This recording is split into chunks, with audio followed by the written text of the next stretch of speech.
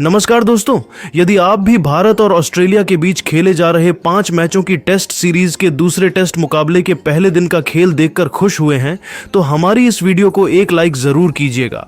दोस्तों, आज हमारी इस वीडियो का लाइक टारगेट सिर्फ 500 लाइक्स का है, तो दोस्तों वीडियो को दिल से लाइक जरूर करें। दोस्तों, जैसा कि आप सभी जानते ही हैं कि फिलहाल अभी भारतीय टीम ऑस्ट्रेलिया के दौरे पर है, जहां भारत और ऑस्ट्रेलिया के बीच 5 मैचों की टेस्ट सीरीज खेली जा रही है, जिसका पहला मुकाबला पर्थ के मैदान पर खेला गया और वहां पर भारतीय टीम ने ऑस्ट्रेलिया को 295 रनों से हराकर ऐतिहासिक जीत दर्ज की और इसी के साथ सीरीज में बढ़त भी हासिल की।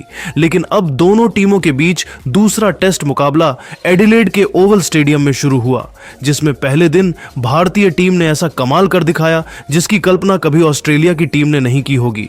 तो दोस्तों, बताने जा रहे हैं आपको भारत और ऑस्ट्रेलिया के बीच खेले जा रहे दूसरे टेस्ट मुकाबले के पहले दिन का पूरा रोमांचक हाईलाइट। दोस्तों, भारत और ऑस्ट्रेलिया के बीच 5 मैचों की टेस्ट सीरीज का पहला टेस्ट मुकाबला पर्थ क्रिकेट स्टेडियम में खेला गया, जहां भारतीय टीम ने 295 रनों से ऐतिहासिक जीत दर्ज की। लेकिन अब दूसरा मुकाबला एडिलेड के मैदान पर शुरू हो चुका है, जहां टॉस के लिए सिक्का उछाला गया तो टॉस ऑस्ट्रेलिया के कप्तान पैट कमिंस ने जीता और टॉस जीतकर पहले गेंदबाजी करने का फैसला किया और मेहमान भारतीय टीम को पहले बल्लेबाजी के लिए आमंत्रित किया था। जहां भारतीय टीम की तरफ से आज पारी की शुरुआत यशस्वी जायसवाल के साथ के एल राहुल ने की, जहां इस मुकाबले में इन दोनों ही बल्लेबाजों के कंधों पर अपनी टीम को एक बेहतरीन विस्फोटक ओपनिंग शुरुआत दिलाने की बहुत ही बड़ी जिम्मेदारी थी, जहां इन दोनों ही बल्लेबाजों ने इसे बखूबी निभाकर दिखाया। जहां मुकाबले की शुरुआत में ही केएल राहुल ने पहले ओवर में ही 2 शानदार चौके और एक बेहतरीन गगनचुंबी छक्के जड़कर टीम के लिए बेहतरीन शुरुआत करी और केएल राहुल ने अपना इंटेंट का साफ जाहिर कर बता दिया था कि वह कैसी बल्लेबाजी करने वाले हैं। तो वहीं यशस्वी जायसवाल भी कहां किसी से पीछे रहने वाले थे।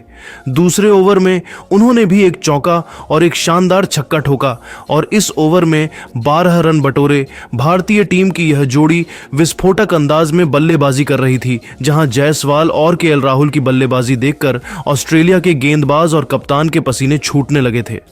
ऑस्ट्रेलिया के गेंदबाज अपनी गेंदबाजी में हर एक बदलाव कर रहे थे जो उन्हें करनी चाहिए थी, लेकिन उनको कुछ भी समझ में नहीं आ रहा था कि राहुल और जायसवाल जहां किसी को भी नहीं छोड़ते हुए आसानी से बड़े शॉट खेल रहे थे और ऐसी ही तूफानी बल्लेबाजी करते हुए इन दोनों ही बल्लेबाजों ने 7 ओवर में ही अर्धशतकीय साझेदारी करते हुए भारतीय टीम को 50 रनों का आंकड़ा पार करा दिया था। इन दोनों के द्वारा ऐसी बल्लेबाजी देखने को मिल रही थी जैसे आज T20 मैच खेला जा रहा हो। ऐसे ही 8वें ओवर में जोश हेजलवुड की पहली ही बॉल पर केएल राहुल ने एक और छक्का ठोक दिया। इसके बाद तीसरी बॉल पर चौका ठोककर जोश हेजलवुड के होश उड़ा दिए थे और फिर केएल राहुल यहीं नहीं रुके। उन्होंने ओवर की आखिरी बॉल पर भी एक बेहतरीन ठोक ऑस्ट्रेलिया के खेमे में हड़कंप मचा दिया कि एल राहुल की तूफानी विस्फोटक बल्लेबाजी मैदान पर कोहराम मचा रही थी।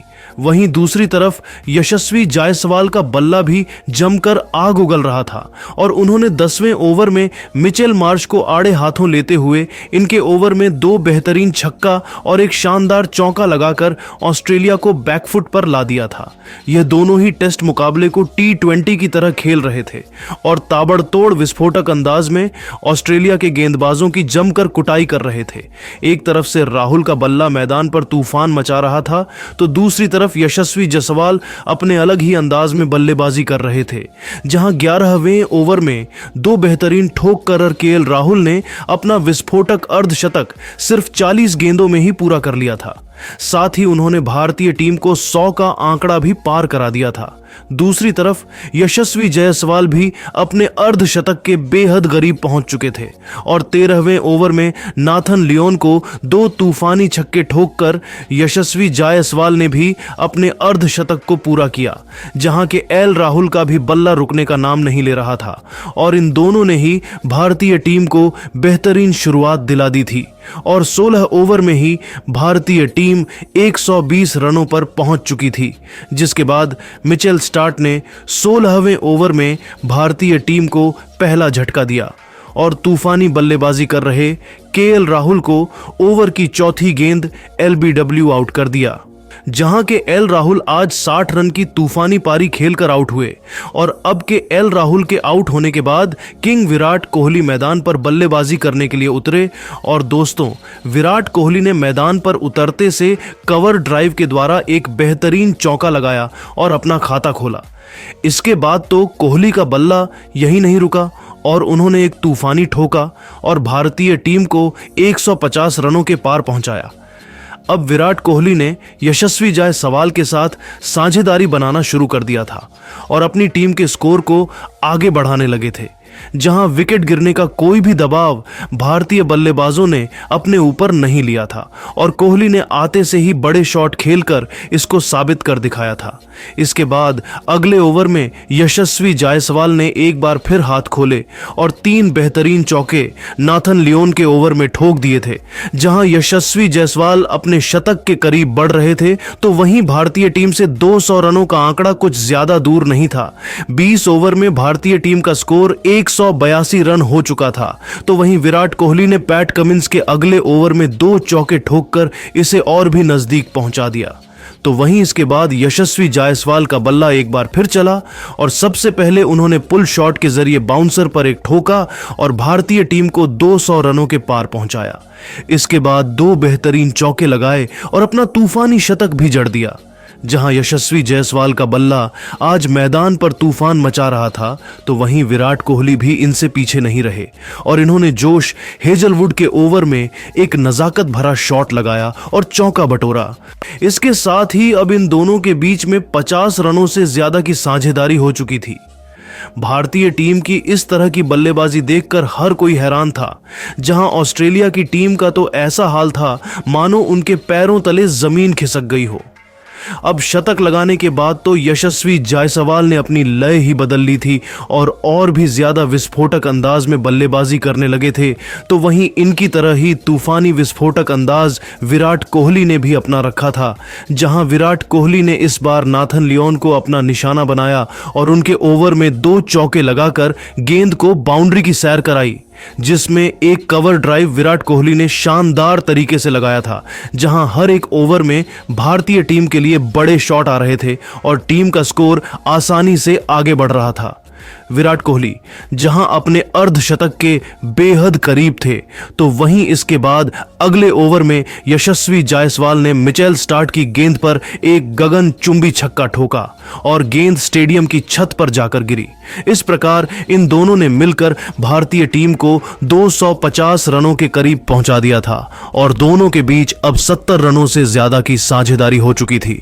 लेकिन अगला ओवर लेकर आए पैट कमिंस ने भारतीय टीम को तगड़ा झटका दिया और ओवर की दूसरी ही गेंद पर यशस्वी जायसवाल को जोश हेजलवुड के हाथों कैच आउट करवाकर पैवेलियन की राह दिखाई। जहां यशस्वी जायसवाल बेहतरीन 117 रन बनाकर आउट हुए और जब यशस्वी जायसवाल आउट हुए तो लंच की घोषणा कर दी गई। इस दौरान भारतीय टीम ने 236 रन बना लिए थे और विराट कोहली 45 रन बनाकर क्रीज पर मौजूद थे।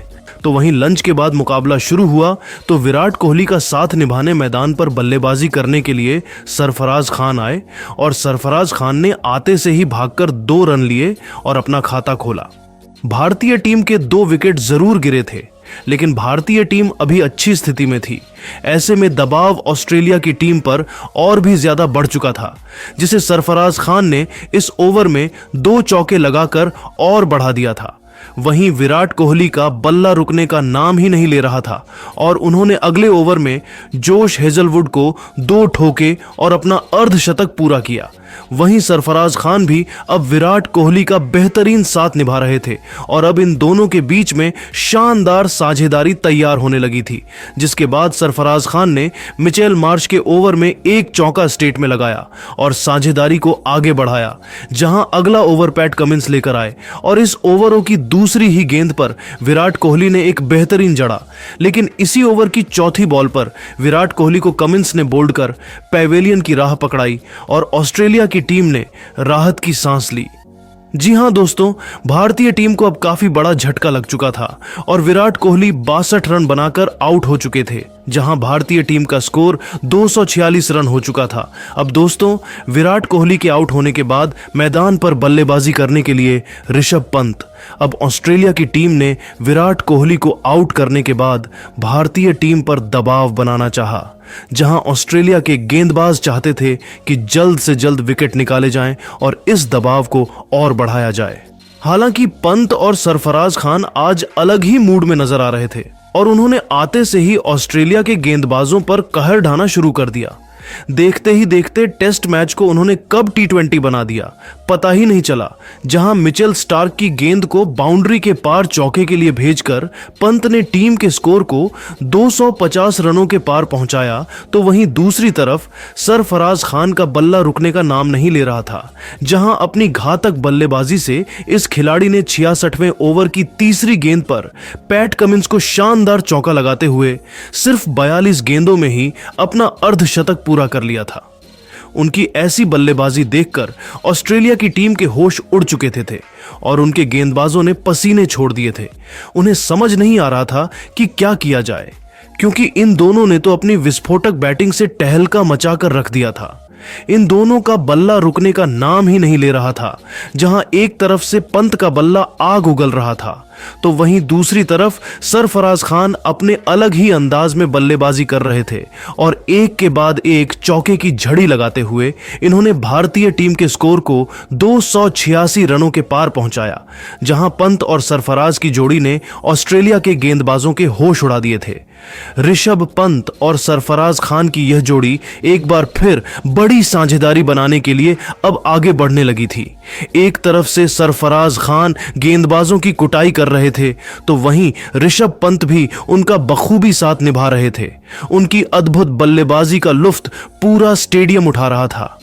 ऑस्ट्रेलिया के गेंदबाज इन्हें रोकने की पूरी कोशिश कर रहे थे और इसी सोच में थे कि कैसे भी करके एक विकेट चटका जाए और लय को तोड़ा जाए। लेकिन आज सिर्फ उन्हें मायूसी हाथ लग रही थी, जहां नाथन लियोन को आड़े हाथों लेते हुए सरफराज ने शानदार चौका लगाया और टीम इंडिया को 300 रनों के पार पहुंचा दिया। इसके बाद मिशेल मार्श की ऋषभ पंत ने धज्जियां उड़ाकर रख दी, जहां ओवर की पहली ही गेंद पर पंत ने तूफानी लगाकर बेहतरीन स्वागत किया। इसके बाद तीसरी गेंद पर एक बार फिर गगनचुंबी छक्का लगाकर गेंद को मैदान के बाहर भेज दिया। पंत यहीं नहीं रुके और अंतिम गेंद पर भी उन्होंने एक शानदार चौका लगाया और अपना शानदार अर्धशतक पूरा किया। इसी के साथ ही इन दोनों के बीच 100 रनों से ज्यादा की साझेदारी भी पूरी हो चुकी थी, जिसके दम पर टीम इंडिया ने अब मुकाबले में जबरदस्त पकड़ बना ली थी। जहां 65 ओवर में टीम इंडिया 310 रन बना चुकी थी और टी ब्रेक हो जाता है, जिसके बाद एक बार फिर मुकाबला शुरू होता है, जहां दोनों बल्लेबाज एक बार फिर मैदान में उतरे और आते से ही सरफराज खान ने जोश हेजलवुड को आड़े हाथों लिया और पहले तो लगातार 3 गेंदों पर 3 तूफानी छक्के ठोक डाले और इसके बाद एक शानदार चौका लगाया, जिसे देख पूरा स्टेडियम गूंज उठा। जिसके बाद ऋषभ पंत ने भी अपने हाथ खोले और बड़े शॉट लगाना शुरू कर दिया। जहां इन दोनों की बल्लेबाजी देखते ही बन रही थी, जिसे देखकर सभी खुश थे। जहां ऑस्ट्रेलिया की टीम विकेट निकालने की हर संभव प्रयास कर रही थी, लेकिन विकेट निकालना इतना आसान नहीं था। जहां इस दौरान सरफराज खान एक शानदार चौका लगाया और अपना शतक पूरा किया, साथ ही भारतीय टीम को 350 रनों का आंकड़ा भी पार कराया। वहीं दूसरी तरफ से ऋषभ पंत ने भी अगले ओवर में 2 बेहतरीन चौके ठोके और अगले ही ओवर में एक चौका सरफराज खान के बल्ले से भी निकला। हालांकि शतक ठोकने के बाद सरफराज ज्यादा देर तक टिके नहीं पाए, जहां ऋषभ पंत और सरफराज खान के बीच 132 रन से ज्यादा की साझेदारी हो चुकी थी, जिसे मिचेल स्टार्क ने तोड़ा और अपनी टीम के लिए एक बड़ा विकेट हासिल किया। सरफराज खान 106 रन बनाकर अपना विकेट मिचेल स्टार्क को दे बैठे, जिसके चलते यहां टीम इंडिया को चौथा बड़ा झटका लगा और जब सरफराज खान आउट हुए तब 340 रन का स्कोर भारत की टीम का हो गया था। जिसके बाद ध्रुव जुरल बल्लेबाजी के लिए मैदान में उतरे और ऋषभ पंत का साथ निभाने लगे। दूसरी तरफ ऋषभ पंत बेहतरीन बल्लेबाजी कर रहे थे। हालांकि दिन का खेल खत्म होने में ज्यादा समय नहीं बचा था और यहां से भारतीय टीम को एक एक बेहतरीन साझेदारी की जरूरत थी। साथ ही भारतीय टीम कोई भी विकेट नहीं गंवाना चाह रही थी, जिससे एक तरफ से रश्म पंत तो अपना तूफानी अंदाज जारी रखे थे, लेकिन ध्रुव जरेल संभालकर बल्लेबाजी कर रहे थे, जहां ऋषभ पंत ने बेहतरीन 2 छक्के ठोके और स्कोर को 350 रनों के पार पहुंचाया। हालांकि कुछ समय संभालकर खेलने के बाद ध्रुव जुरैल को समझ में आ गया कि धीमे बल्लेबाजी करना सही नहीं है और बड़े शॉट लगाना ही पड़ेगा। ऐसे में दिन के अंतिम 5 ओवर का खेल बचा हुआ था और के ध्रुव जुरैल ने भी अब अपने हाथ खोल दिए थे, जहां इन दोनों ही खिलाड़ियों ने सोच लिया था कि आज के स्कोर को 400 रनों के पार पहुंचाया जाए, और उन्होंने आने वाले सभी गेंदबाजों की कुटाई करनी शुरू कर दी। जहां पहले ध्रुव जुरैल ने जोश हेजलवुड के ओवर में 1 चौका और 1 ठोका। इसके बाद ऋषभ पंत ने पैट कमिंस को निशाना बनाया और 2 इनके ओवर में ठोके। वहीं मिचेल मार्श को भी आड़े हाथों लेते हुए इन दोनों ने ही उनके ओवर से 18 रन बटोरे और टीम के स्कोर को 400 रनों के पार पहुंचाया। इस प्रकार ऋषभ पंत और ध्रुव जुरैल ने मिलकर अंतिम 5 ओवर में 56 रन ठोक डाले और दिन का खेल खत्म होने तक भारतीय टीम ने स्कोर बोर्ड पर 413 रन लगा दिए हैं, जहां ऋषभ पंत 62 रन बनाकर तो वहीं ध्रुव जुरैल 38 रन बनाकर क्रीज पर जमे हुए हैं। ऐसे में दोस्तों, अब देखना यह होगा कि भारतीय टीम दूसरे दिन कितना स्कोर बनाती है और कितने स्कोर पर पारी को घोषित करती है। हालांकि कप्तान रोहित शर्मा चाहेंगे कि दूसरे दिन सबसे पहले ऋषभ पंत अपना शतक पूरा करें, उसी के बाद पारी को घोषित किया जाएगा। तो दोस्तों, आपको क्या लगता है, रोहित शर्मा को कितने स्कोर के बाद पारी को घोषित करना चाहिए, और आप आज भारतीय टीम के प्रदर्शन को 10 में से कितने अंक देना चाहेंगे? कमेंट बॉक्स में हमें अपनी राय जरूर बताएं। नए हैं तो चैनल को सब्सक्राइब जरूर करें, वीडियो को लाइक और शेयर करना बिल्कुल भी नहीं भूलें। धन्यवाद।